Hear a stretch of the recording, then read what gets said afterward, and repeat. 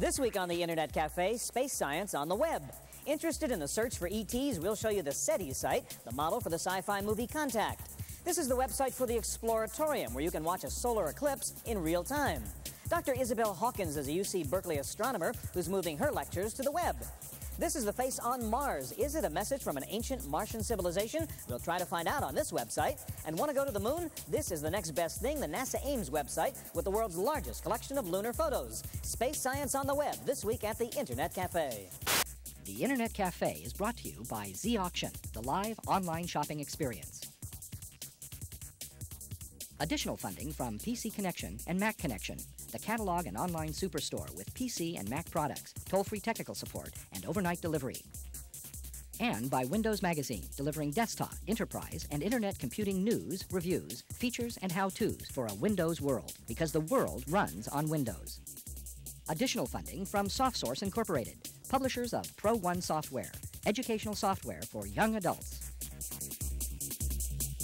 So, Andrew, just you and me here at Cybersmith. Jane's off in Europe somewhere. She's left it all to us here. Well, it's better than off in space somewhere. Good segue. Good segue. Space science on the web. That's what we're talking about. Were you into this as a kid? Are you into this stuff now? Well, I'll tell you, as a kid, I was sort of into it. I got up 5 o'clock one morning to look at Comic Kahootek. I couldn't actually see it. Got into high school and that. I didn't do very well in science, so I'm happy the web is here now because it's a chance to redeem myself, learn some of the science that I missed. Well, I was really into this stuff and still am into this stuff. I just wish I had the web when I was a kid because I used to run down to the planetarium every Saturday and study the stars, and space program was my cup of tea, and the moon program and all that stuff. I just really love it. You wanted to be an astronaut? Absolutely. Matter of fact, I applied for the journalist and space program. Really? Yeah. Wow. They never picked one, but I have my little certificate. Very proud. This is really going to be a lot of fun because the space science stuff is cool, and there's also space science fiction. Sometimes you're not sure on the web, you know, which side it's on, but we're going to find out. Now, I love the Planet of the Apes, too. Is anything that kind of science fiction? Well, there's something for you, too. There's actually going to be a Planet of the Apes angle. You've got to watch very closely during the next half hour. Okay. All right, Peter, you're a research scientist with SETI. Of course, that's the Search for Extraterrestrial Intelligence. Yes. And you guys run a website so people can sort of keep track of what you're doing. What do you really do on the website? What can I find out about what's going on at SETI if I log on to your website? Well, you can find out all sorts of things about the SETI Institute. We have 36 projects studying all aspects of life in the universe. Mm-hmm. We have some background information about the general field of the search for extraterrestrial intelligence, some of the history, some of the background, the physics involved, connections to other websites that deal with this. But I can't get in there and listen myself like you Well, guys. Unfortunately, our project, Project Phoenix, that is operating right now, we don't have the bandwidth or the personnel to really support displaying real-time information. We hope to, in the future, add some capability to at least let people know which stars and which frequencies we're observing, but the amount of data we process is just beyond any network capability. Peter, most people's knowledge of SETI comes from the movies, Contact, and watching Jodie Foster and that kind of stuff. Was that a realistic representation of what you really do? It really was very accurate. We actually provided some advice on how to set things up, how to run the observations, and it was reasonably science-based. It was fairly accurate, except that we don't sit on the hoods of our convertibles in the desert with earphones. Right. We let the computers do all the listening and analyzing the signals as they come in. Now, what is the process? Suppose something happens and a computer finds something significant. Does a red light go off? I mean, how do you guys know this could be something different? Well, we have a bell go off. The computer terminal rings a bell, and we have pagers if we're out of the office or observatory. We come in, we run tests right away, interactively. If it passes our test, then we start contacting other observatories. Right. Just like in the movie, we start doing the internet, contacting other observatories to have immediate confirmation and you have occasional possible. False alarms or things that maybe yes, maybe no? Well, we actually set our thresholds for qualifying a signal at a level where once a week or so we get something that's interesting and gets our attention, gets our adrenaline flowing. Now, what's really interesting, and you've talked about it a bit on your website, is what happens when you find it? What do you do then? Is there a strategy? Is there a book somewhere that says, here's how you release the information? Because this is big stuff. Well, our basic rule is try to get the information out as widely and as quickly as possible. One of the means we'd use is the International Astronomical Union. This is a way we can notify all the major astronomy departments and observatories around the world. But meantime, we would be organizing press conferences at all of the institutions and observatories that were involved in the search, the detection, and the confirmation, so that hopefully within about 24 hours we would be able to hand out all of the materials to the press and get the everybody message be on out. The internet trying to figure out what's going on here. We'd be trying to set up mirrors for our website. Right. Now, what would the it be, Peter? I mean, what would you announce? Something happens, it's significant, and meets your standards. You hold that press conference and you say what? We would be able to say that we have detected a signal that appears to be of artificial origin coming from the direction of a particular star We would say what the frequency of that signal was, where to tune on the radio dial, and what other characteristics we could measure about the signal, how strong it was, whether there was any modulation, whether there was a message that we could begin to decode. I don't know if we'd have that information in 24 hours, but we would give out as much information as possible, because this is something that people want to know. Now, I saw on your website there's something called Design Your Own SETI project. What is that? It's an interactive game. We just started this a little while ago, and it's designed for about high school level, I'd say, for kids to go in and try and figure out how you would go about doing a search for extraterrestrial intelligence. All right, now I want to ask you, Peter, before I let you go, I've got to get your opinion on this. Is this something going to happen in your lifetime as a research scientist at SETI? Are you going to hear that beep that means something? Well, most astronomers involved in the search predict that the signal will appear sometime during their career. And better. That's what we all hope, but it's impossible to really predict. Yeah. Is it out there? I certainly expect that there are other civilizations out there. Whether we can detect them, that's the real question. Just keep watching SETI-inst.edu. That's right. Thanks a lot. Thank you.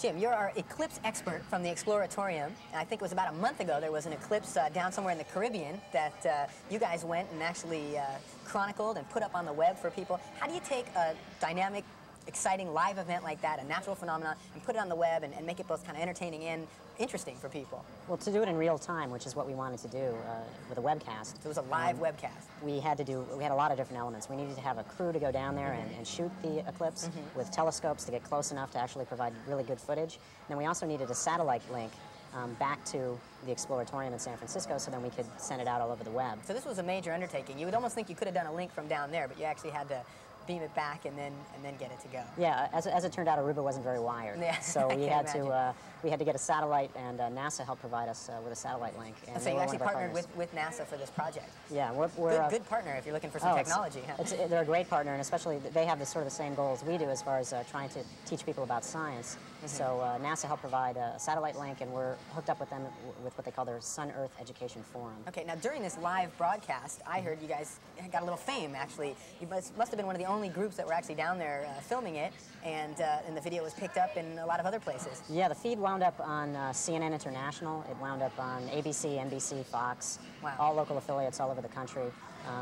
We were rather astounded with the amount of play. So the web was really influencing TV at that point. Yeah, well, it was interesting. The links came first from CNN.com and ABC and other places like that, and then I think they found out about the event. They knew what we were doing. We even had our satellite transponder information on the web, and these organizations picked up our signal, and they managed to get the live eclipse feed all over the world, as we did on the internet. Right. Now, the goal of something like this, obviously, is to entertain, but it's also to educate. And I'm just kind of wondering what you had to think about to put up on that site that doesn't make it too scientific, makes it both fun and entertaining. Well, an eclipse is a really powerful, very beautiful natural phenomenon, so it's a wonderful catalyst for teaching about science. But we also wanted to talk a little bit about the sort of human history behind eclipses, and we've provided some of that on the site as well. So there's information about eclipses in literature, even some very beautiful photographic prints from the 19th century, eclipse expedition information from the 19th century. So we tried to bring a lot of historical information and put a human face on it. People were checking these things out way before there was any kind of internet going on.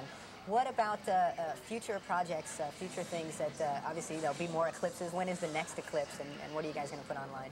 Well, the next one's in Europe in August in 1999. We're not sure whether we're going to cover it yet. Okay. We're still kind of going back and forth. Where in Europe is this going to be? It's going to go all the way from the southern tip of Britain right through the continent and comes all the way out in Turkey. So it's a lot of Europe is going to be able to see. I'll plan my vacation. Yeah, it'd be a wonderful place to go. And so you guys are thinking of putting that up online? Yeah, we'd like to. We're not sure yet. We definitely plan on doing a lot more live events, whether they're all going to be eclipse events or You're staking out some other natural phenomena? Well, there's few natural phenomena that are that stunning. Okay. Or that work kind of like clockwork, like an eclipse does. But we're thinking about doing live volcanoes, things that are catalysts for science that get people interested and get them in the front door, so to speak, to start looking at science and thinking about science. All right. Well, when you put that live volcano on, I'll come online. Thanks, Jim.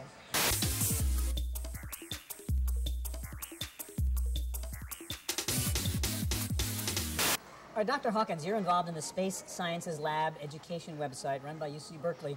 Where did this all come from? What's the story of this? How did this happen? Well, basically, the Space Sciences Laboratory is one of 4 major centers of NASA-sponsored space science education around the country. We're working within one particular theme of NASA research called the Sun-Earth Connection, which is basically what effects does the active sun have on the Earth and the other planets around the solar system. And so we have a partner at the Goddard Space Flight Center with which we work very closely together.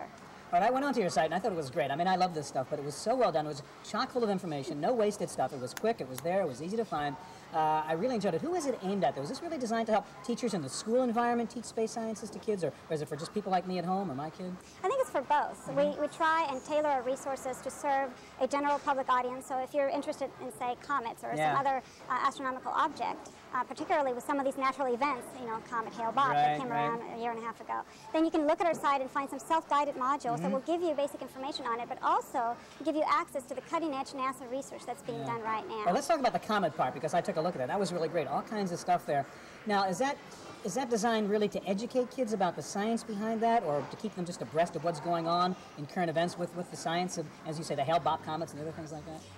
I think that you need to excite students with current research and with the possibilities of what are the current discoveries. I think that's very important. And that's where the kind of research that's being done at the Space Sciences Laboratory comes into play. But also you need to give them some basic information. Where's the scaffolding that needs to be there so that they have enough background to understand the cutting-edge research? So we try to give a little bit of both. Oh, you have the killer comet section there, of course, because that's in the news. You know, monster comets are going to come, or they killed the dinosaurs. You have the whole section on that. I mean, that's a great way to get kids engaged in this whole science, I guess, isn't it? Yes, we actually partnered with the UC Museum of Paleontology, a graduate student who knows a lot about the competing theories of how the dinosaurs became extinct. And so we had a nice partnership there in which we combined space science and a little bit of earth science and paleontology. That was great. The kids hear about, you know, some comet that's going to crash into the Earth in 30 years or something. They can actually go there and find out the science behind all this stuff. Now, there's another section I really liked. There's a big section called Segway, I guess, which is what, Science Education Gateway? Yes, it's actually a national collaboration between science museums, such as the Exploratorium, Lawrence Hall of Science, and the Air and Space Museum, which are very much in the cutting edge of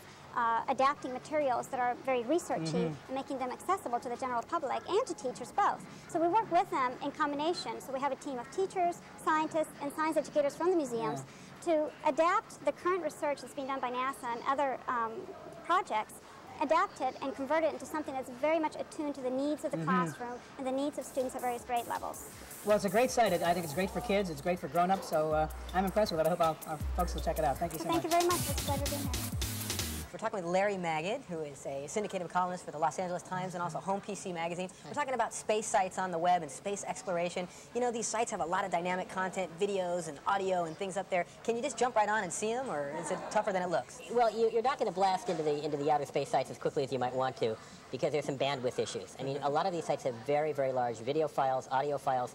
Even some of the still images are just enormous. Some of these pictures of the moon and Mars and whatever. Right, there was a lunar eclipse site. I think it was 10 minutes. I know that can take. Yeah, it could be excruciating. You know, go out for lunch while you're waiting for a download. Right. So you have to be careful if you've got a 28.8 modem and keep your expectations in check. Okay. Now, as far as bandwidth goes, is there going to be a time when the bandwidth will catch up, that we'll be able to really see these things live? Bandwidth is beginning to get better. I have a cable modem where I live where I get a megabit per second, which is like 20 times faster than the average 56K modem. Right. But even on my system, it's sometimes slow because some of these sites have a lot of material. Sometimes the server is congested. Sometimes there's congestion on a router somewhere on the internet. So even with high bandwidth, it's not going to be perfect. Plus, as people get more bandwidth in the home, the multimedia sites are going to try to offer more and more rich multimedia experiences. So there'll be a little bit of a chicken and egg situation. Competition, and so that's right. You think it may be better to still just go watch it in the movies where you can see the real effects? Well, I just say that the internet is a great place to look at outer space, but it's not going to be the rocket trip that you may have expected it to be, at least not quite yet.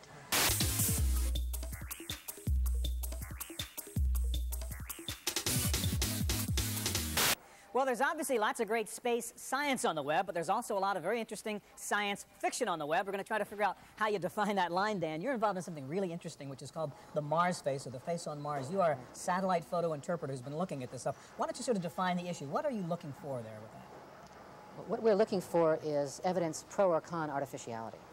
The face artificiality meaning? It is possible, we think, we have hypothesized, that certain landforms that appeared in photographs sent back by the Viking mission of NASA in 1976 may be of artificial origin. Meaning creatures, intelligent forms, we have no other idea. than the wind or whatever made them? We have no idea. What leads you to think that could be possible in the example of the Mars face? Well, the Mars face has the appearance of a humanoid face. or at least 2/3 of a humanoid face. It has all the correct proportions. It has some fascinating details, such as a headpiece, stripes across the forehead, a very highly detailed eye socket with a pupil, and evidently teeth in the mouth. Yeah, it looks like a head. We should mention that there are pictures of this on the web, which is why we're talking about it. Yes. And there is the McDanielReport.com website, in which you can go and see these actual pictures and see what the head looks like and the face and so on. Now, there are things besides the face that you have seen there also that makes you think about it. What are they? There are about a dozen objects in that same region, the Cydonia region in the northern part of Mars, that relate to the face in some very intriguing ways, with certain geometric alignments, solstice alignments, and so forth. Again, indicating some sort of intelligent organization there. There seems to be some intentional relationship.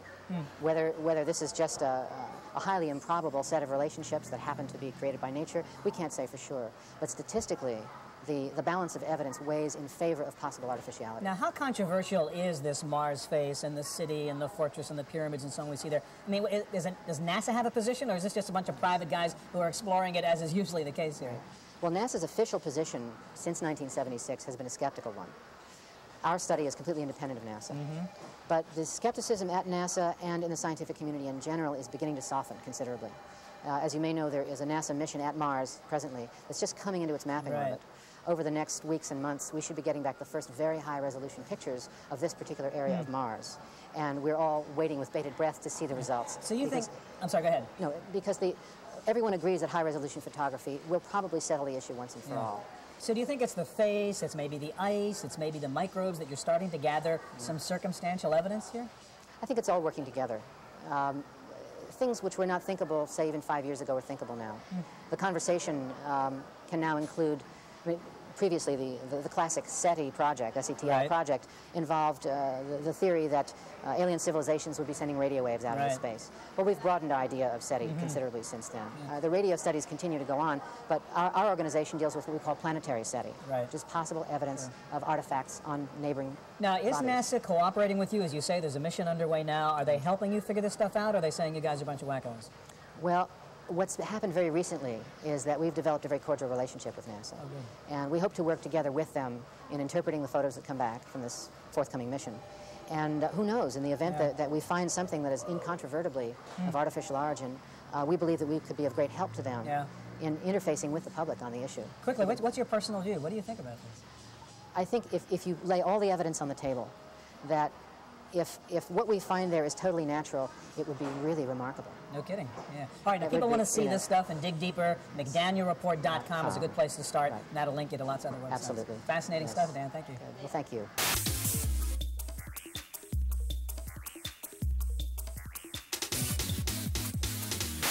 Ken, you're with the NASA Ames Research Center, and you have, I think, a very interesting job chronicling the Lunar Prospector mission. A lot of people don't know it, but it's actually the first lunar mission in the last 25 years. What are some of the things you're chronicling on this mission, and what really is the mission all about? Well, Lunar Prospector is the first mission, as you said, in 25 years to go back to the moon. We are globally mapping all the resources of the moon. We're finding minerals, elements, gases, lunar ice, which we've just discovered, various other things. So you guys are actually taking photos of these things, or how does it work? We have no cameras. We have, the scientific instruments are 3 spectrometers, a magnetometer, electron reflectometer, and we're also doing a gravity experiment with the radio. Okay, so you're actually getting data back, and that's being recorded and being figured out. Now, you mentioned you guys found ice on the moon. Right. This was something I think people didn't know existed before. How did you find it, and what does it really mean? Well, there was a Department of Defense satellite, Clementine, that went there about 5 years ago, and there was a hint that there might have been ice at the poles. This is the first hint that there might be ice on the moon. And we specifically were looking at the poles in darkened craters who are perpetually in shadow to see if we could find this ice. Now, what is this, a lot of ice? Are we talking big fields of ice, mountains, what? Well, it sounds like a lot. Right. There's something like on the order of 50 to 100 million tons, metric tons of ice. Sounds like a lot. But these are very, very tiny ice crystals mixed into the dirt, and you couldn't see it if you looked at it. Okay. So it's very, very... So no skiing or anything like no that on the moon right now. Now, this site has a ton of information on it. I think you had mentioned to me that it's actually, you'd like it to be one of the largest archives of moon or lunar-related information. What else is on there that you think is really sort of special? Well, what I wanted to do was not just have a site about Lunar Prospector. I wanted to have a foundation that could surround this, and you could really, if you wanted to find out about some aspect of lunar science that came up, you could go to the same site and find out about it. So we have an archives. Right now there's several 100,000 images. It's the largest archive in the world. We have full-length movies, we have video clips, we have audio clips, we have books, interactive books that you can go through. Yeah, and also some very interesting, sort of the latest technology. I saw the QuickTime videos and things like that. Yes, we have a QuickTime virtual reality of the spacecraft when it was at Lockheed Martin, so you can walk 360 degrees around the spacecraft. We also have a computer model that you can tilt up and down and look all around it with the booms deployed. Okay, now to wrap up, for the future, obviously this is going to be going on for a year, the ship flying around the moon. What other things can people track as they happen in real time? Okay, well right now you can actually see the data coming back for the science instruments, all the spectrometers and etc. You can also monitor the spacecraft health when they fire a thruster to stabilize the orbit. You can see the thruster temperature go up. When the spacecraft goes in shadow and the solar cells are not producing electricity, you can see electricity go down. So you're really part of it. Well, yes. Soon, hopefully, I'll be able to go fly it. So I'll have to keep my eye on it. Now, if you were paying careful attention to what we talked about, you saw Planet of the Apes angle that you asked me about at the very beginning of the program. In the Face of Mars stuff, I was talking to this guy, Daniel, and they're analyzing these pictures from the NASA Mars probe. Right. I mean, I never heard about this stuff, and I'm really into it. There's this fascinating face that we talked about this on Mars, and I think it looks like a character from Planet of the Apes. You're I mean, they think it's a kidding human, me. but I think it looks sort of like a monkey type. They actually think that it's a real face? I mean, did they Well, think someone put it there? We didn't have time to get into it. This guy, Daniel, I talked, he gives an hour-and-a-half lecture on the subject of Right. the Mars face, but it's kind of a Stonehenge thing. There's a lot going on there that says, this stuff, it doesn't seem like it happened by natural forces, that some intelligence put stuff on the And these are, surface but of Mars. it's a real scientist that's actually This is saying real science, yeah. I mean, and NASA Amazing. is supporting these guys, which is really cool. What did you find out? Well, speaking of sort of naturally occurring phenomena, talking to the folks at the Exploratorium about the solar eclipse Is site. that cool? You can watch an eclipse on the web? You can watch the whole thing. There's 10 minutes of video. They actually got the first video, the one that people saw around the world. So it's a very interesting site. And also the moon probe, what's going on right now. The search for ETs, this is really great stuff. Yeah. Anyhow, space science on the web, there's lots of it. We'll see you back here next week at the Internet Cafe. The Internet Cafe is brought to you by Z-Auction, the live online shopping experience. Additional funding from PC Connection and Mac Connection, the catalog and online superstore with PC and Mac products, toll-free technical support, and overnight delivery. And by Windows Magazine, delivering desktop, enterprise, and internet computing news, reviews, features, and how-tos for a Windows world, because the world runs on Windows. Additional funding from SoftSource Incorporated, publishers of Pro One software, educational software for young adults. To purchase a videotape copy of today's program, call toll-free 1-888-310-7850. Please specify the show number and the topic.